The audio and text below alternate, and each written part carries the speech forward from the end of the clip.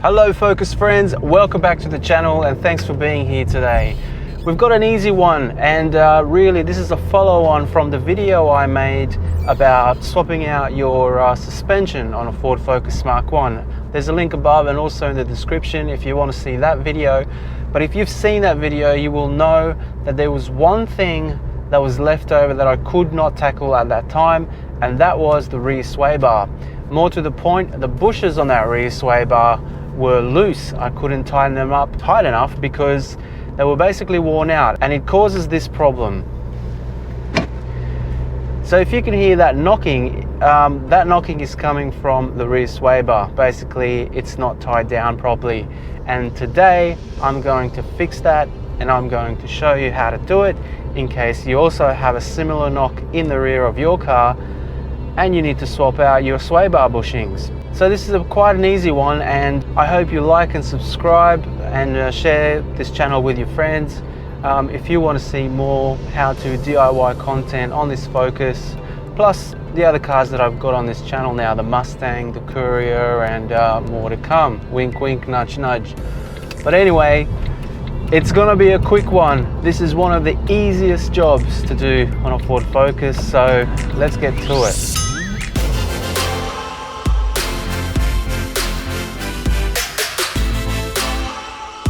Okay guys, so like I said, this is going to be a really easy one.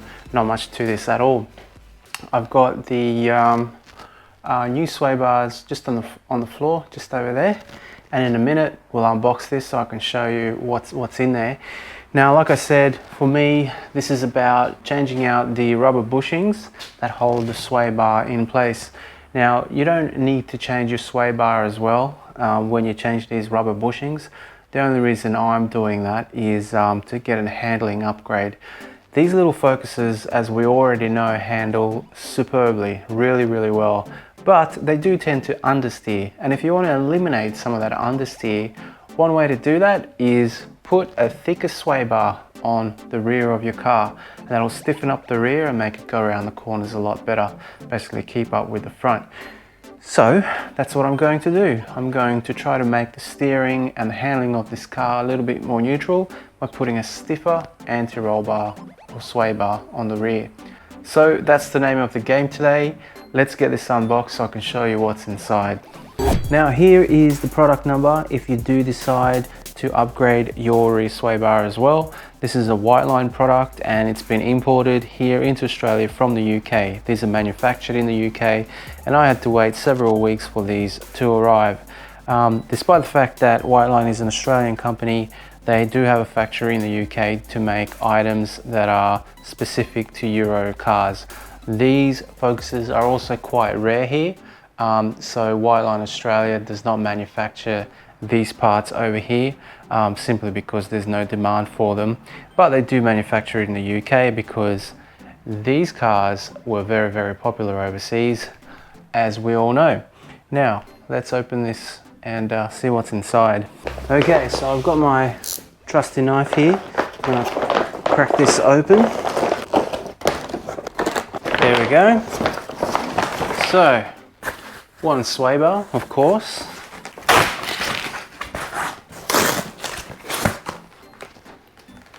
So there it is. That is the rear sway bar on a Ford Focus. Nothing more than a bent, solid piece of metal that's been powder coated silver in this case. Manufactured on the 22nd of November 2021, as you can see. And like I said, I've been waiting several weeks for this. It's now early January here, sorry, late January. So it took a few weeks, but here it is. Now, what else is inside here? So we've got all of our bushings and rubber components that we're going to need, and of course, as with all White Line products, you get a complimentary White Line sticker kit. Now, in terms of the mounting hardware, this is what you get. So you've got your basic instructions here, I'm sure. So just a couple of pages about how to put these things on. Nothing too major. You've got your swaybar mounts.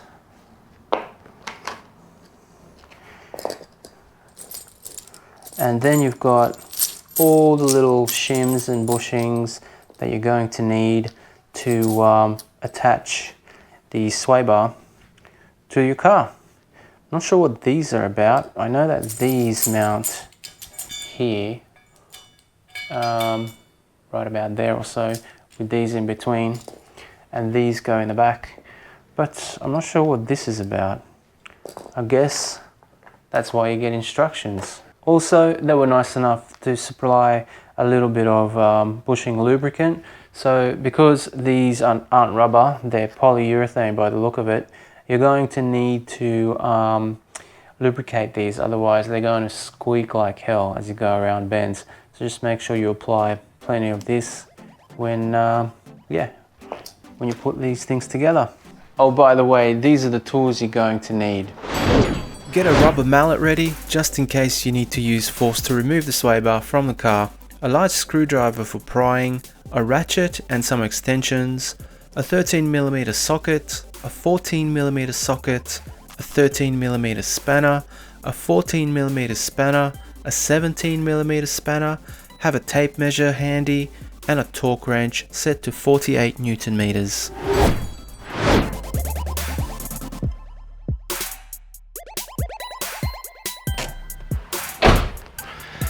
Now ramps are really good in this scenario because when you change your sway bars and you tighten them back up at the end, you want your suspension to be under load. Always tighten it up at the end under load.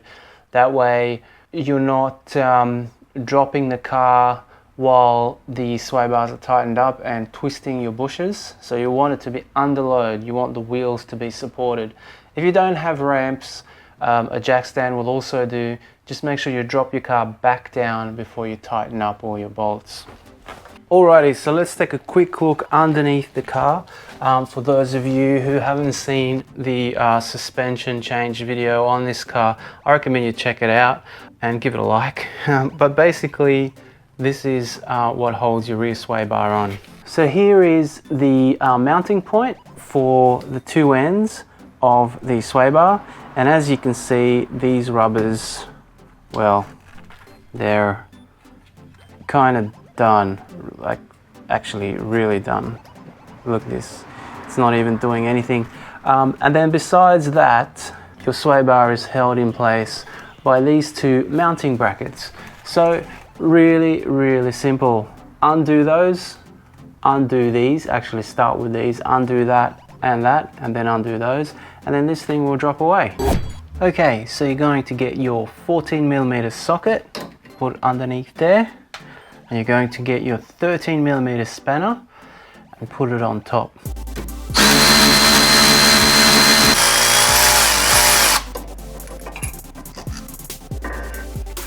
Yeah, no, this one's okay, but there's not much left of this one.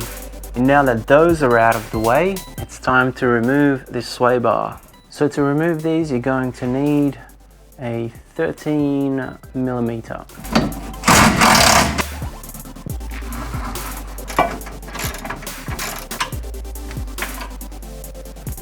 Alright, and once you have all 4 bolts, so the 2 on both sides removed, you can remove the sway bar. Okay, so here is the sway bar. Now, let me show you the difference between these two. Okay, so firstly, we'll obviously need to change these brackets onto here, and here will be our new polyurethane mounts. So we'll do that in a sec, but firstly, let's take a look at this. So this is a 21mm sway bar, this is a 22mm sway bar, and you've got adjustment points just on the side here. The one further in will be the one for a stiffer setup, and the one further out is for a softer setup. Now, because the difference isn't so large between the two sway bars, I'm actually going to go with a stiffer setup, see how that goes, and if I don't like it, I'll just soften it up by putting all the mounting brackets to the outside holes over here. But besides the sway bar, let's have a look at these attachments. So obviously, again, these go on here with the new brackets, which I'll put on in a sec. And I've worked out how these go. So basically, what you need to do is put these on the outside like so. And then you use these bolts to mount them. The smaller one goes on the bolt like so. And then through there like so. Larger washer on the outside. And then the nut goes on the outside of that. Now I'm not going to tighten anything up just yet. I'm going to use some lube once I'm under the car to lubricate all this up, and then I'll tighten it up. And then this side here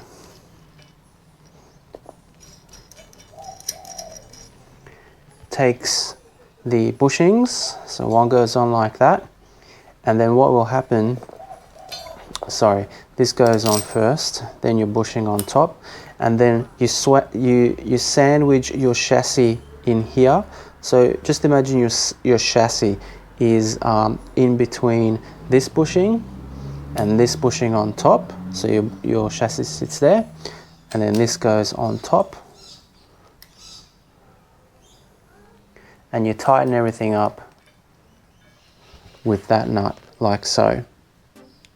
So that's kind of it for that. That's how that works. Now on the other side, same kind of deal. So you would mount it on the outside. You would take your bolt, let's just split this up like so. You would take your bolt and your smaller washer, and you would thread it through like so. And then on the outside, you take your larger washer and your larger nut, and you thread it on like so. There we go.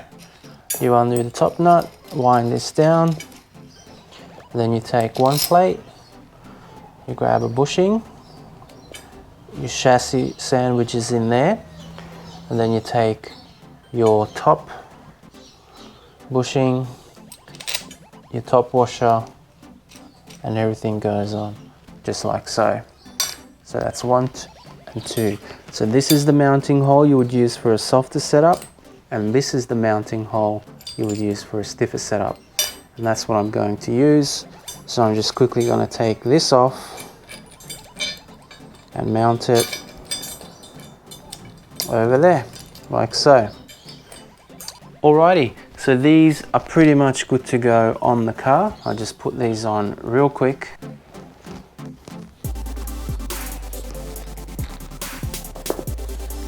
Easier said than done, of course.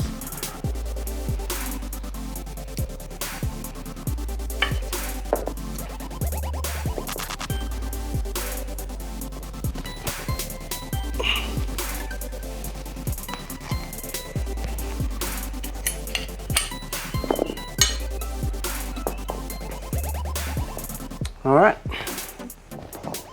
old sway bar out of the way.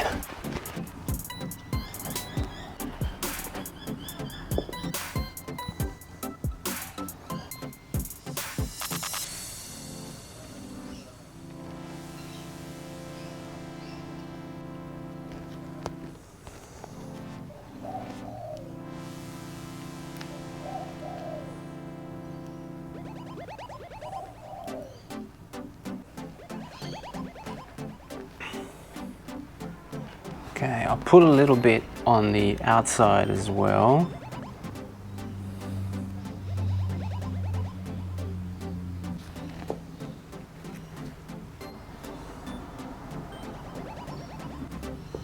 All right, with everything greased up, let's attempt to put these on. These aren't always the easiest things to put on, but maybe we'll have some luck.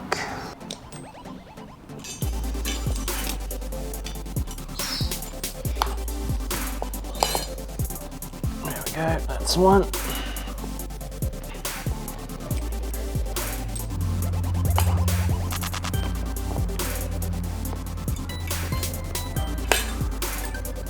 And that's two. All right, so with everything in place, I've got my little cradles here. I'm gonna take everything over to the car.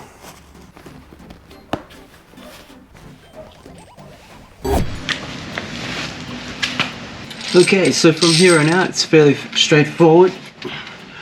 What we're going to do is mount this puppy up. Just get a couple of these started. There we go.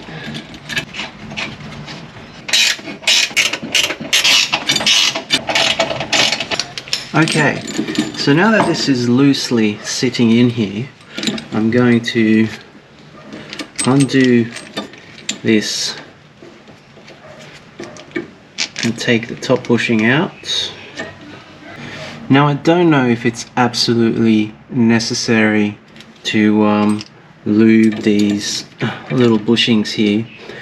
I'm going to do it anyway, just for peace of mind.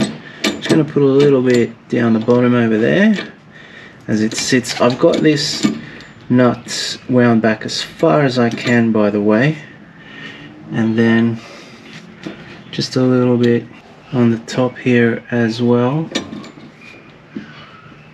the top bushing some lube as well. Slide that through there and put this on top like so. Put the washer on top.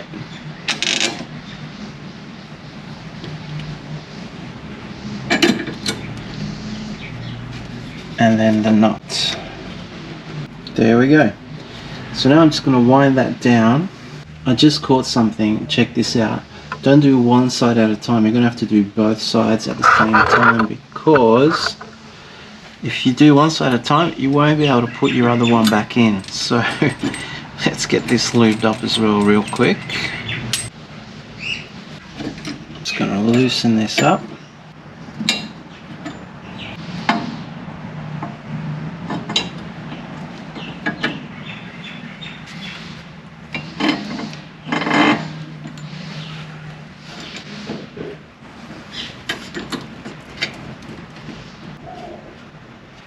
So now that these are tightened up and these are on, we're just going to loop this a little bit as well.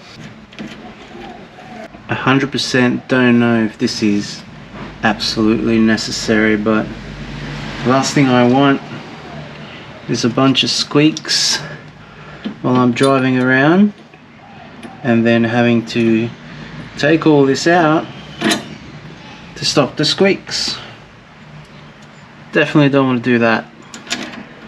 So we're just gonna lube everything up now.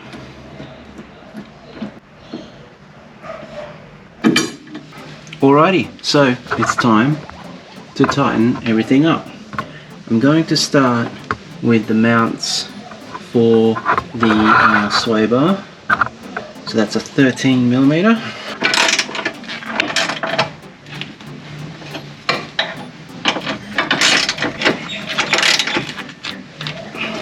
Okay, the next thing I'm going to do is tighten up this joint over here. I'll just tighten these up.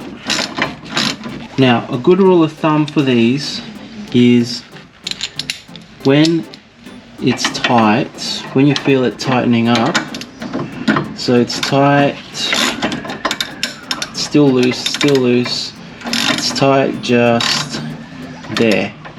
So now, if you can see this, it's no longer moving.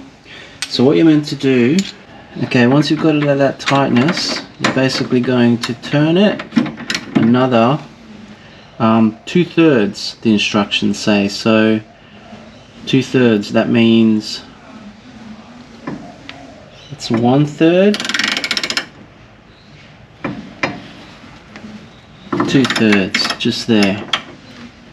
So you don't want it any tighter than that, otherwise you will start prematurely wearing out the bushings. And of course, if you can get your socket back, that's a bonus. There we go. Alright, so that's nice and tight. So remember I've got this wound all the way down, so I'm just going to give it a push, and now I'm going to tighten up this top nut over here, and that takes 17.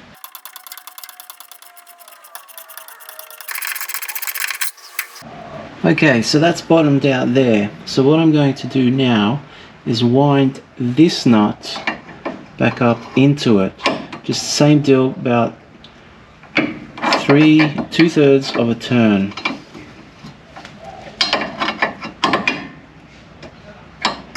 That's 1/3.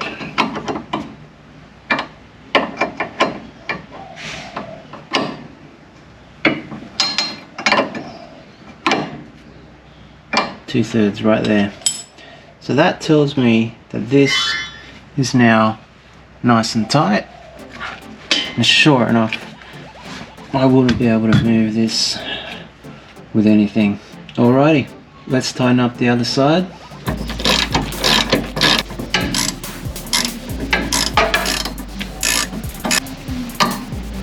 And that should do it. Just double check that everything is tight. Now, it may be hard to check that you've tightened up those top bolts enough, so one way of doing that is with a tape measure. What you want to do is measure the distance here and then check the other side as well, and if they're the same, you know that they're tightened up the same amount. So let's check this one. That's 28 mil, and the other side is, okay, this side is more like 26. So I know that I've got one side either wound down too far or one side wound up too far. So what I'm going to do is, this is 26, so I'm going to give it a couple of extra turns.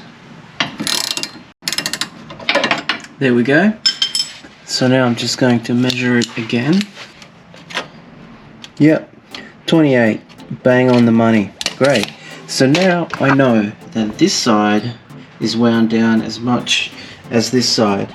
You're not going to be able to tell by talking down those nuts whether they're at the right spot, because you're just winding down on a polyurethane bushing, so it's never going to get snug.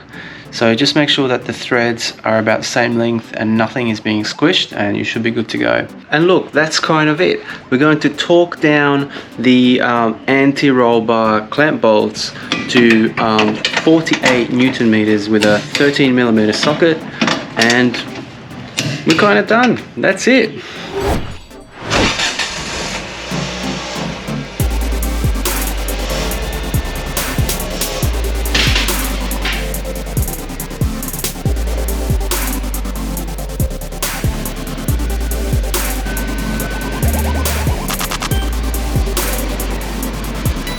Woo! That's fantastic.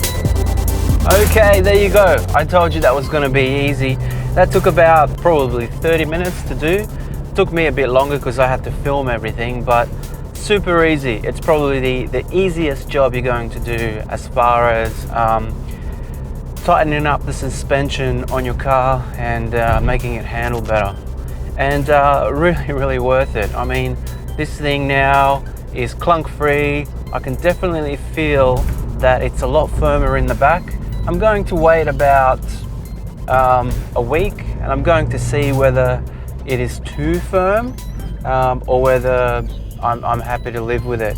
But all in all, I think this is a very good upgrade if you're looking to improve the handling of your car.